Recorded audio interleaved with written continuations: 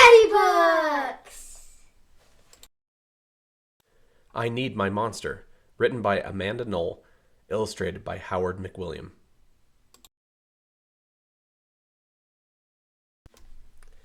Tonight, when I looked under the bed for my monster, I found this note instead. Gone fishing. Back in a week. Gabe. What was I going to do? I needed my monster under my bed. How was I supposed to get to sleep if my monster was gone? I tried to sleep, but it wasn't the same without Gabe. I missed his ragged breathing, his nose whistling, the scrabbling of his uncut claws. How would I ever get to sleep without Gabe's familiar scary noises and his spooky green ooze?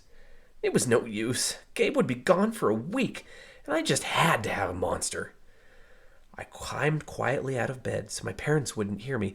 Grown-ups have some strange ideas about monsters under beds. I knocked on the floorboards, then scrambled back under my covers. I waited nervously. Would a new monster appear? What would he be like?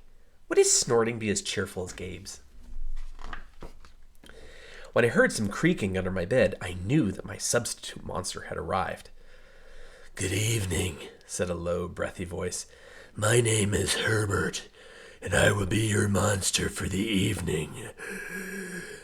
Herbert? What kind of name is that for a monster? You don't sound scary at all. Have you ever scared a kid before? Well, no, but I have read all of the best books on the topic. Do you have long teeth and scratchy claws? I asked. No, but I have an overbite, and I'm a mouth breather. Listen.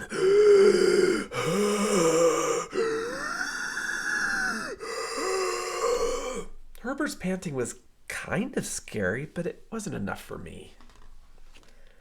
Listen, Herbert, I'm sorry. I just don't think this is going to work. It's nothing personal, but I really need a monster with claws.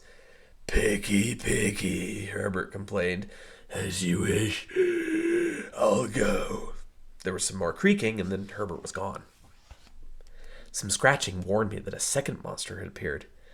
Good evening, he said in a high, silky voice. My name is Ralph. I understand you need a monster with claws. If you would please lean over, I will hold out my arm for inspection. I crawled on the edge of the bed, hoping to see a horribly shaggy arm with sharp, ragged nails.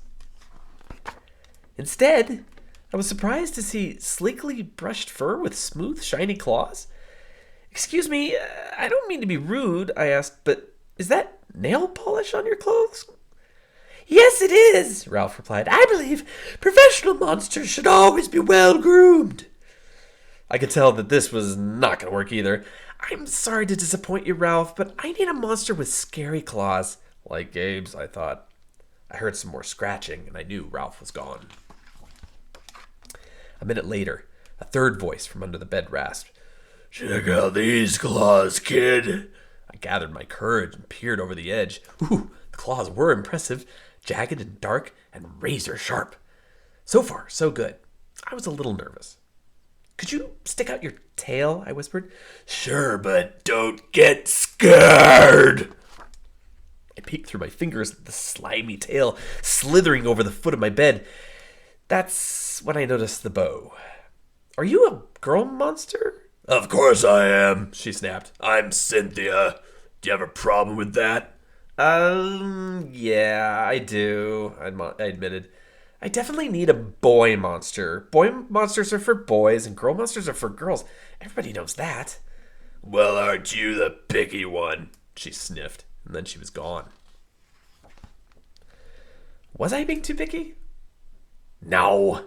I knew that my monster needed to be well-clawed and menacing. The whole point of having a monster, after all, was to keep me in bed. Imagine all the scary stuff that could happen if I got out.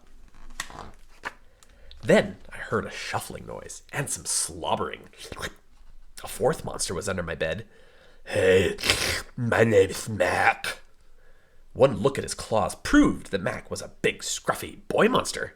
I shivered. Maybe this one would work out. Those are excellent claws, but do you have a long tail? I leaned over to see.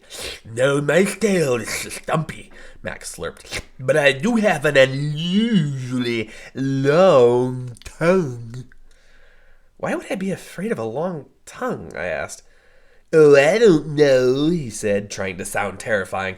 You never know when I might lick you. I fell back on the bed laughing. Well, if you're not going to even try to work with me, Mac whined. I held in my giggles. I really don't think you should send me away, he warned.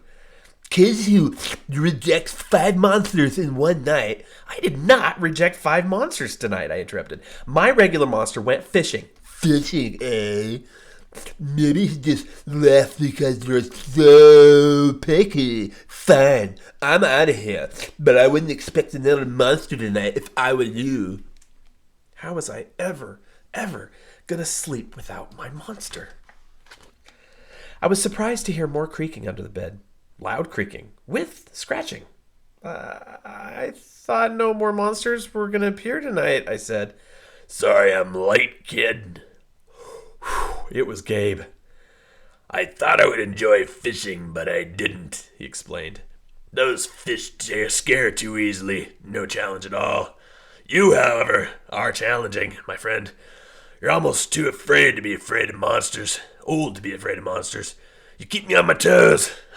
Toes. A delicious snack. The bed quivered as Gabe's stomach rumbled with hunger. Now, if you don't mind, I'd like to start the evening with an ominous puddle of drool. I peeked over the edge of the bed. Green ooze spread soundlessly from underneath. Then the bed trembled as Gabe unfurled his spiky tail. He was daring me to guess where he might pop up. I shivered. So you had some substitute monsters tonight, Gabe said, sharpening his claws on my bedpost. Were you scared? Then Gabe started tapping. I could tell he wanted to know if I still needed him. No other monster could scare me like you, I giggled, diving under my covers and pulling them up tight. Through the blanket, I heard Gabe's soft, comforting snorts. I knew it. We're made for each other, he growled. When my blanket started to slip off the bed, I knew Gabe was ready to eat. Now, if you could just please stick out your foot, he said. I'd like to nibble your pinky. I yanked my blanket back up and scrunched my feet in so Gabe couldn't get them. No toes tonight, but you can have this, I offered, pushing a pillow off the bed. I didn't even hear it hit the floor. Gabe was back. The ooze was perfect. Everything was back to normal. I shivered again. I'd be asleep in no time.